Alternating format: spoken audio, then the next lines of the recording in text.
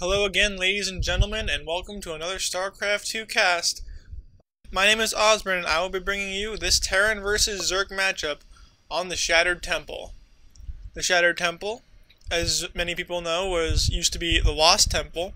So apparently we found it, and as you would expect from anyone who would ever find something, we immediately broke it. So, there you go. Players for this match include up on the top hand, on the 12 o'clock, well, as close as 12 o'clock as you can get on the Shattered Temple. Keon, he is red, he is playing Terran. On the bottom, as close to the bottom as you can get, in the cross position, we have Kastle. He is playing Zerg, he is in the blue. Anyone who hasn't been watching the MLG, who didn't watch MLG Raleigh this weekend, as I did, you missed out on a lot. And I don't know how these Koreans come in here and just destroy everything, but that is exactly what happened. I don't want to spoil it for you, but I'm going to, so the next couple minutes is going to be me talking about MLG. So if you haven't seen it, and you have any interest in it, one, why haven't you watched it yet? And two, here they are. Bomber has won MLG Rally in, like, the most convincing fashion. He beat Coca twice. And just, like, I think Coca got one game off of him on the best of 5 series in the finals. It was just like, oh my god. Bomber was a beast. He defeated Puma, he defeated Coca. Puma was a big favorite, coming up undefeated in the open bracket.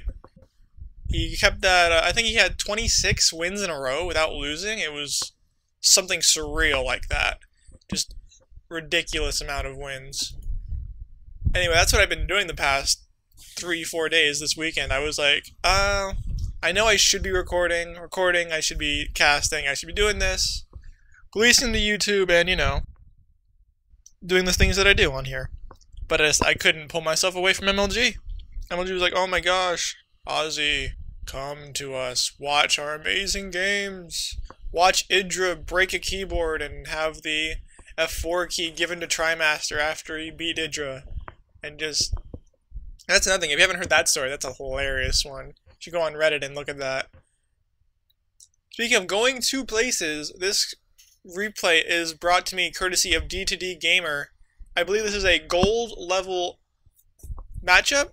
From what I understand, the person who won this one, which I don't know who it is, I try not to look at that stuff and ruin it, because, you know, this is cold cast. I don't really like looking forward and seeing what happens, because as much as an advantage it gives me when I know what happens, it's easier for me to cast it, because I can say, oh, this is what's happening over here, this is what's happening now.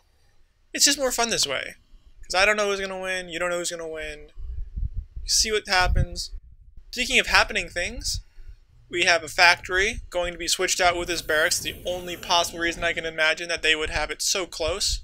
They're gonna switch it around, and there's not a second factory coming up, so I think they're just gonna go with Red Flame Hellions for now, and just try and harass this Zerg player. The Zerg player who has, I don't believe, any army to speak of.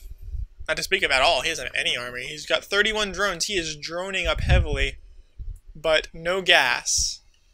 And that might screw him, because unless he makes a whole lot of Zerglings, and even if he does, Zerglings do not fare well against Hellions, as anyone who's watched Starcraft in the past, ever, like, I'm not going to say ever, I mean, I guess from the point of MLG Anaheim to MLG Raleigh, the use of Hellions has just skyrocketed ever since Slayer's clan just dominated the scene with them.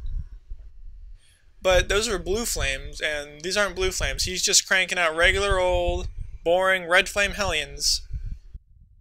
And that's about it. He's got a starport coming. I'm not sure what he plans to do with this. Maybe some Hellion drops. Down comes a tech lab. He might be going for Banshee play after this Hellion harass. Make him commit to spine crawlers and then switch it up to Banshees and just completely cripple him. All 4 gases coming up at the same time for Kastle. I think he's starting to realize, oh man, this isn't good. I need roaches 5 minutes ago. But I don't think this is going to work. One queen coming down, trying to block the ramp, making sure that the Hellions do not get inside. Oh, but all of these drones are going to get lined up and just roasted. Oh, that was a lot of one. Oh, how many is that? That was like 7 or 8 in that one shot. Queen's doing a pretty good job of blocking the ramp, though. But that is a lot of drones done and downed, and that is a lot of mining time lost, and taking out this queen, I believe, because she ventured a little too far from the roost. It's not a good idea. And down she goes. That's a lot of energy. That's a lot of larva wasted. And not to mention that Keon's Hellions are now in the main. Oh, that's 4 down there. Another 2. Oh my gosh. Well, I think this is about GG. I don't know how the Zerg is going to come back from this one. Oof. That's rough. Massing those drones. Trying to find off from this Hellion, but I don't... Oh, there we go. And down goes the Hellion, but...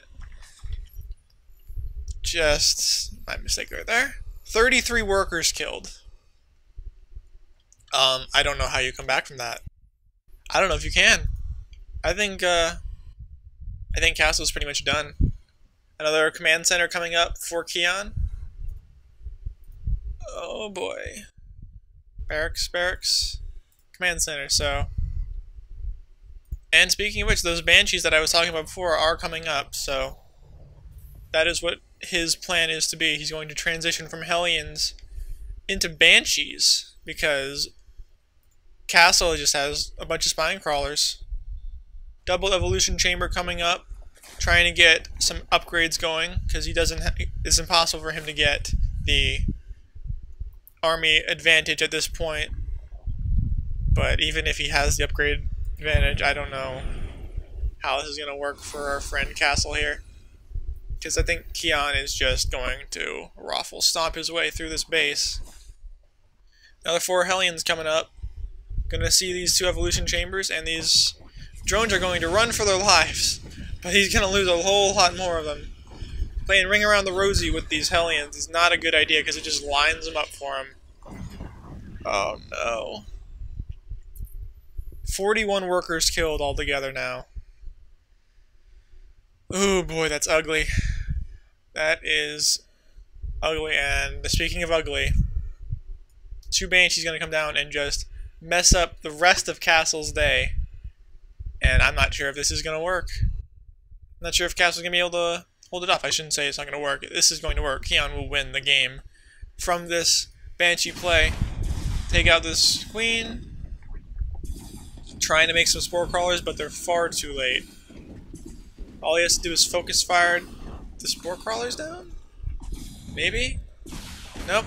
Decided that drones are more important to get pick off at this point. And, hey, he's winning. Who am I to argue with him? He is dominating this game. And spore crawler comes up, goes over to the natural, where there is 2 spore crawlers on the coming up. One here to the south and one to the north.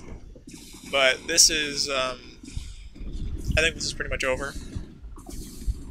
I don't know what to...